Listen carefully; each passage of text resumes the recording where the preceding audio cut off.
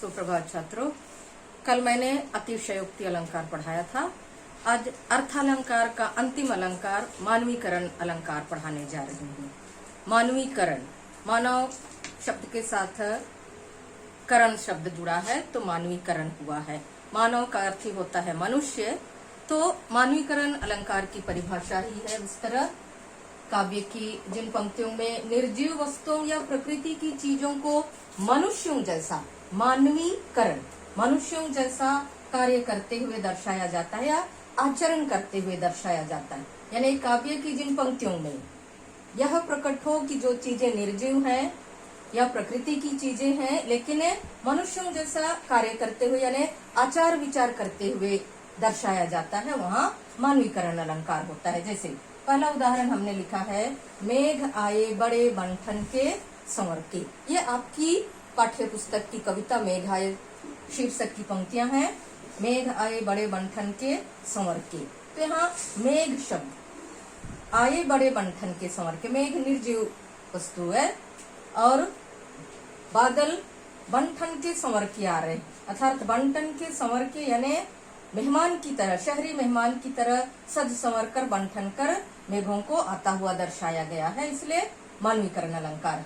मेघ आए बड़े बंठन के संवर के, प्रस्तुत पंक्ति में मेघों को शहरी मेहमान की तरह सज संवर कर आते हुए दिखाया गया है या दर्शाया गया है, इसलिए मानवीकरण अलंकार है। तो मेघों को मनुष्यों जैसा आचार विचार करते हुए दर्शाया गया है, मेहमान की तरह सज संवर कर आता हुआ दर्शाया गया है। उसके बाद मैंने दूसरा उदाहरण लिखा है, अंबर पनघट में डुबो रही तारा घट उषा नागरी।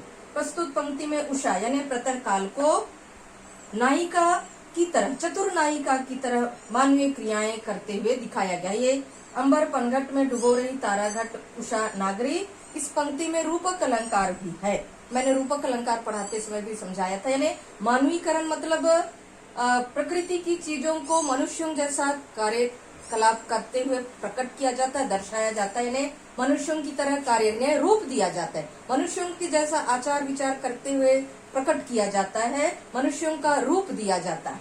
इसीलिए मानवीकरण अलंकार के साथ साथ रूपक अलंकार भी होता है, यानी रूपक अलंकार भी होता है कई पंक्तियों में और मानवीकरण अलंकार भी होता है। तो यहाँ प्रस्तुत पंक्ति में उषा का अर्थ है प्रातः काल को नायिका की तरह मानवीय क्रियाएं करते हुए दर्शाया गया। यानी पनघट पर, यानी जहाँ से पानी भरा जाता है, अंबर पनघट, अंबर रूपी पनघट पर, मैंने अंबर रूपी पनघट बताया था उससे ने डुबो रही तारा घट उषा नागरी। तो इस तरह यहाँ मानवीकरण अलंकार भी है और रूपक अलंकार भी है। और इस प्रकार अर्थालंकार और शब्दालंकार और अर्थालंकार समाप्त हो जाता है, यानी अलंकार का पाठ व्याकरण में खत्म हो जाता है।